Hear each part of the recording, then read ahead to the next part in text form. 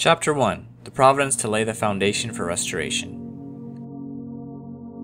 Section 1. The Providence of restoration in Adam's family. Even though the fall resulted from human failure, God has felt responsible to save fallen humanity. Therefore, God immediately began his providence to restore fallen people by having Adam's family lay the foundation for the Messiah. Due to Adam's kinship of blood with Satan, he was in the midway position, relating with both God and Satan. For a fallen person standing in the midway position to be purified, come to God's side, and establish the foundation for the Messiah, he must fulfill a condition of indemnity. Consequently, for the providence of restoration to be accomplished in Adam's family, the members of his family had to make certain conditions of indemnity to restore the foundation of faith and the foundation of substance. On these two foundations, the foundation for the Messiah was to have been established, and the Messiah could have come to Adam's family. 1.1. The foundation of faith. To restore through indemnity the foundation of faith, fallen people must set up an object for the condition. Due to his faithlessness, Adam lost the word of God, which had been given to him in order to fulfill the condition necessary to establish the foundation of faith. He fell to the position where he could no longer receive the word of God directly. Consequently, in restoring the foundation of faith, Adam had to faithfully offer in a manner acceptable to God some object for the condition, substituting for God's word. For Adam's family, this object was a sacrificial offering. To restore the foundation of faith, there must also be a central figure. One would expect that the central figure in Adam's family be Adam himself. It would seem that Adam should have offered the sacrifice, and that whether or not he made the offering in an acceptable manner would have determined success or failure in laying the foundation of faith. Yet nowhere in the biblical record do we find Adam offering a sacrifice. Instead, his sons Cain and Abel offered them. What was the reason for this? According to the principle of creation, human beings were created to serve only one master. God cannot conduct his providence in accord with the principle with someone who serves two masters. If God were to accept Adam and his offering, Satan would use his ties of kinship with Adam as a condition through which to make a counterclaim upon him and his offering. In that case, Adam would be placed in the unprincipled situation of having to serve two masters, God and Satan. Since God could not conduct such an unprincipled providence, he took the course of symbolically dividing Adam, who embodied both good and evil, into two entities, one representing good and the other representing evil, an arrangement in line with the principle. For this reason, God gave Adam two sons, representing good and evil, and set them in positions where each dealt with only one master, God or Satan. After setting up this arrangement, God had the two sons offer sacrifices separately. Cain and Abel were both sons of Adam. Which one of them was to represent goodness and relate with God, and which was to represent evil and interact with Satan? Both Cain and Abel were fruits of Eve's fall, hence their relative positions were determined according to its course. Eve's fall was consummated through two different illicit love relationships. The first was the spiritual fall through her love with the archangel. The second was the physical fall through her love with Adam. Certainly the two relationships were both fallen acts. Yet between the two, the second act of love was more in line with the principle and more forgivable than the first. Eve's first fallen act was motivated by her excessive desire to enjoy what it was not yet time for her to enjoy and have her eyes opened like God. This desire led her to consummate a relationship of unprincipled sexual love with the archangel. In comparison, Eve's second fallen act was motivated by her heartfelt longing to return to God's bosom after she realized that her first fallen relationship had been illicit. This desire led her to consummate a relationship with Adam, her intended spouse according to the principle, even though God did not yet permit it. Cain and Abel were both fruits of Eve's illicit love. God discriminated between them based on Eve's two illicit acts of love and accordingly placed Cain and Abel in two opposing positions.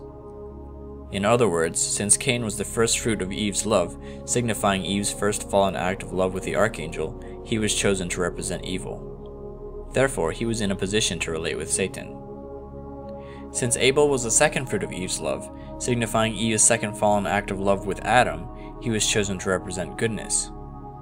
Therefore, he was in a position to relate with God.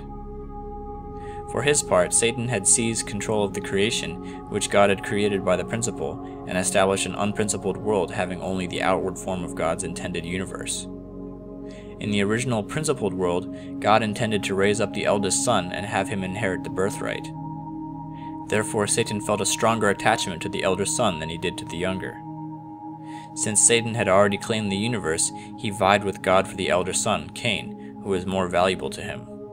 Because Satan had a strong attachment to Cain, God chose to deal with Abel. The Bible attests to the discrimination between the first and second-born sons. For example, God said to Cain, "If you do not do well, sin is couching at the door." From this we may understand that Cain had a base to relate with Satan. When the Israelites were about to flee Egypt, God struck the firstborn of the Egyptians, even the firstborn of their livestock, because the Egyptians, as Satan's vessels, stood in the position of Cain. When the Israelites were returning to the land of Canaan, only the Levites, who were in the position of the younger son Abel, were allowed to carry the Ark of the Covenant. It is written that God loved the second son Jacob and hated the first son Esau even while they were still inside their mother's womb. They were placed in the positions of Cain or Abel based solely upon the distinction of who was to be the firstborn son. When Jacob was blessing his two grandchildren, Ephraim and Manasseh, he crossed his hands and laid his right hand on the head of Ephraim, the second son in the position of Abel, to give him the first and greater blessing. According to this principle, God placed Cain and Abel in a position where each could deal with only one master and had them offer sacrifices. When Cain and Abel offered their sacrifices, the Lord had regard for Abel and his offering, but for Cain and his offering he had no regard. Why did God accept Abel's offering but reject Cain's? God received Abel's sacrifice because he stood in a proper relationship with God. Also, he made the offering in an acceptable manner, through faith and in line with God's will. In this way, Abel successfully laid the foundation of faith in Adam's family. He serves as an example that any fallen person can make an offering acceptable to God, provided he satisfies the necessary conditions. God did not reject Cain's sacrifice because he hated him. Rather, because Cain stood in a position to relate with Satan, which gave Satan rights over the sacrifice, God could not accept Cain's sacrifice unless he first made some condition justifying its acceptance. The example of Cain shows that in order for a person who has a connection with Satan to return to God's side, he must make a requisite indemnity condition. What indemnity condition should Cain have made? It was the indemnity condition to remove the fallen nature. 1.2. The foundation of substance. Had Cain fulfilled the indemnity condition to remove the fallen nature, God would have gladly accepted his sacrifice. The foundation of substance would then have been laid in Adam's family.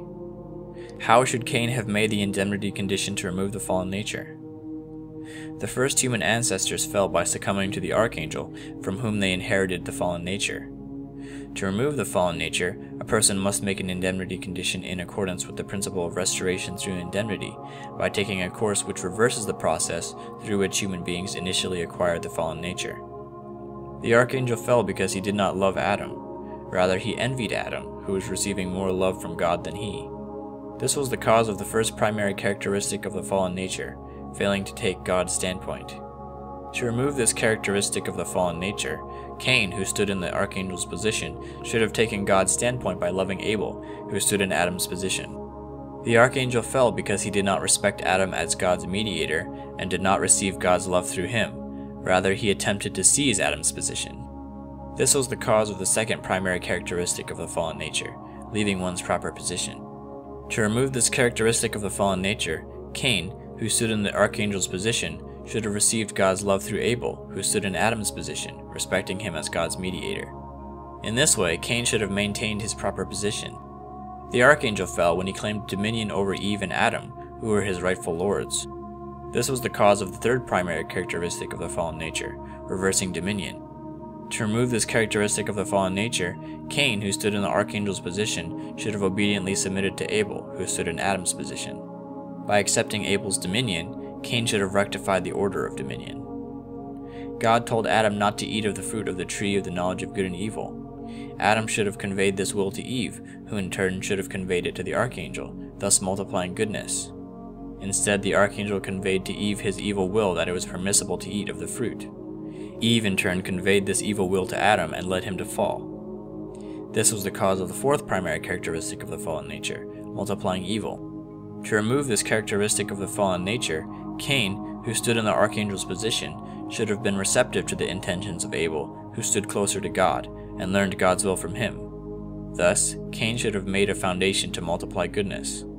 There are many instances in human life which correspond to the situation of Cain and Abel. When we look within ourselves, we find that our innermost mind delights in the law of God. It is in the position of Abel, while our body, which serves the law of sin, is in the position of Cain. We can become good only if our body obediently follows our mind, which directs us towards goodness. All too often, however, our body rebels against the mind's directions, repeating by analogy Cain's murder of Abel. This is how evil grows within us. For this reason, the religious way of life requires that we make our body submit to the commands of our higher mind, just as Cain should have submitted to Abel and followed him. We can also see this in the practice of making offerings. Since we fell to the position of being deceitful above all things, the things of creation stand in the position of Abel. Hence, through offering them, we can go before God. To give another example, the universal tendency to seek out good leaders and righteous friends stems from our innermost desire to come before God through an Abel figure who is closer to God. By uniting with him, we can come closer to God ourselves. The Christian faith teaches us to be meek and humble. By this way of life, we may meet our Abel figure and thus secure the way to go before God. In relationships at every level of society, from those between individuals to those at the level of families, communities, societies, nations, and the world, we find that one party is in the role of Abel and the other is in the role of Cain. In order to restore society at each level to the state originally envisioned by God, those in the Cain position should respect and obey those in the Abel position. Jesus came to this world as the Abel figure to whom all of humanity should have submitted and followed. For this reason, he said, "No one comes to the Father but by me." If Cain had yielded to Abel and thus fulfilled the indemnity condition to remove the fallen nature in Adam's family, they would have established the foundation of substance. Together with the foundation of faith already laid, Adam's family would have established the foundation for the Messiah. The Messiah would then have come to them and restored the original four-position foundation. Instead, Cain killed Abel. In murdering Abel, Cain repeated the sin of the archangel. That is, he reenacted the very process which had given rise to the primary characteristics of the fallen nature. Adam's family thus failed to lay the foundation of substance.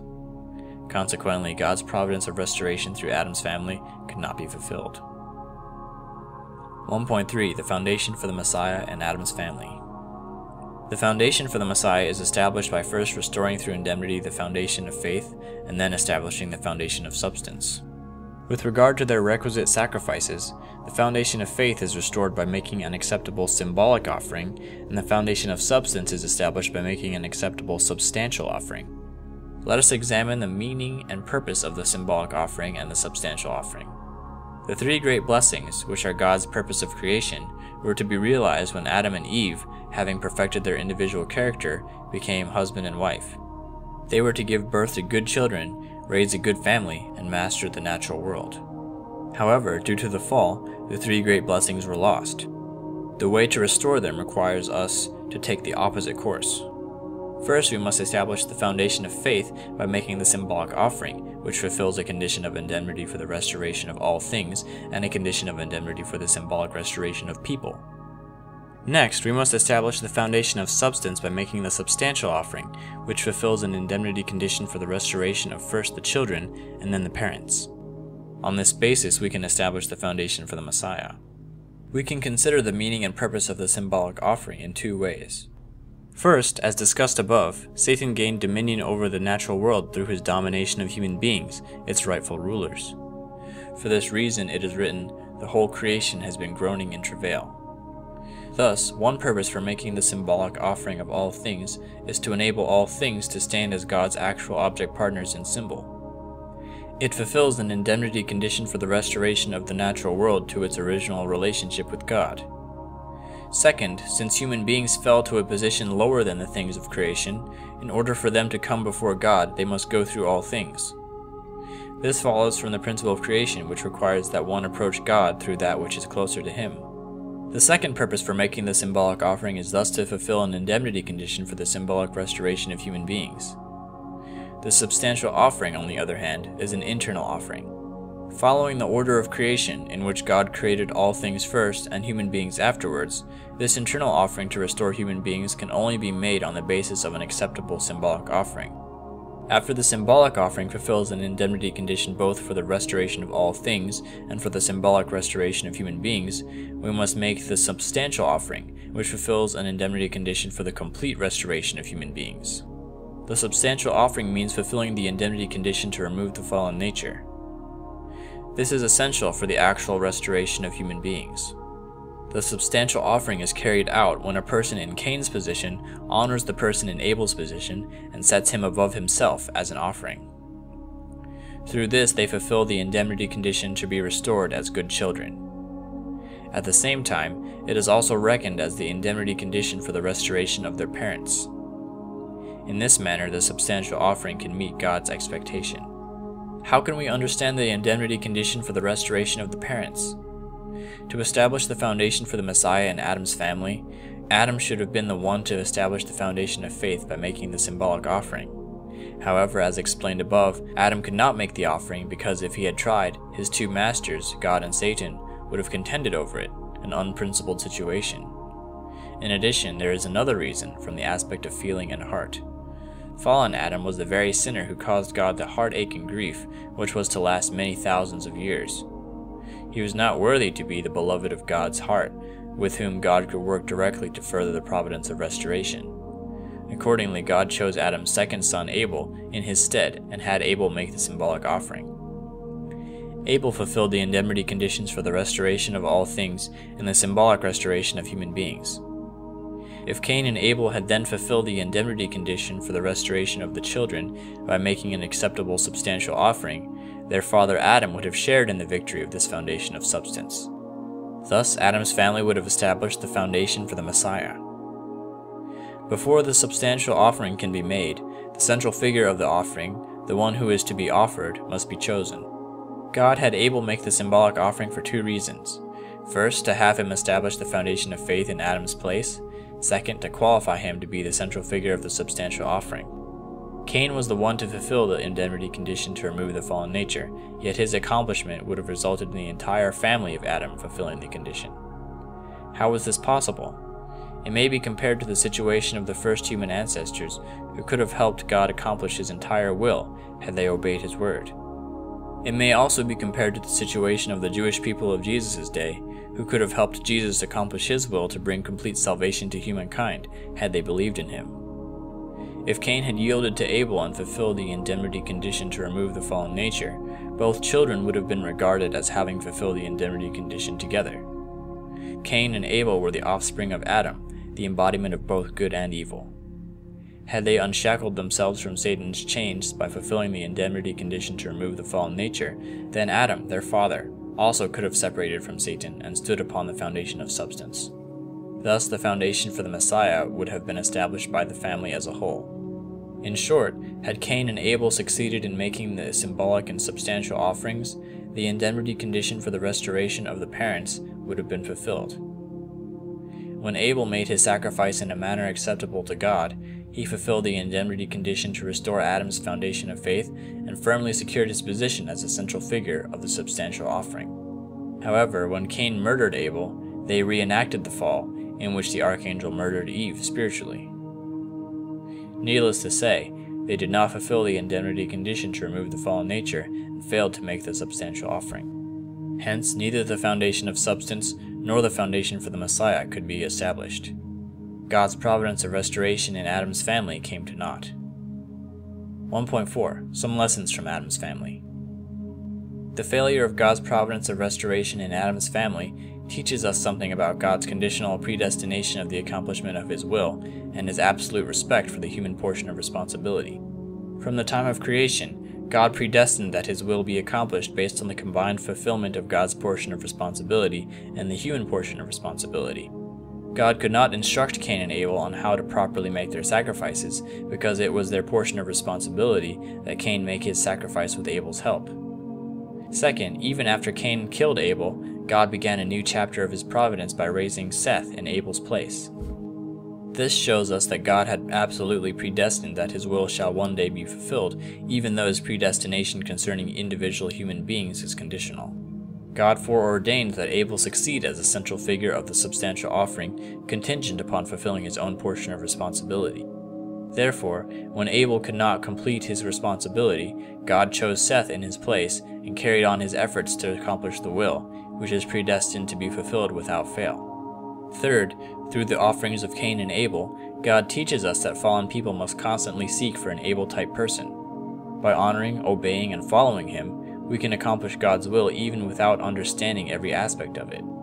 The providence which God worked to accomplish through Adam's family has been repeated over and over again due to the faithlessness of human beings. Consequently, this course remains as the indemnity course which we ourselves must walk. The providence of restoration in Adam's family thus provides us with many valuable lessons for our own path of faith.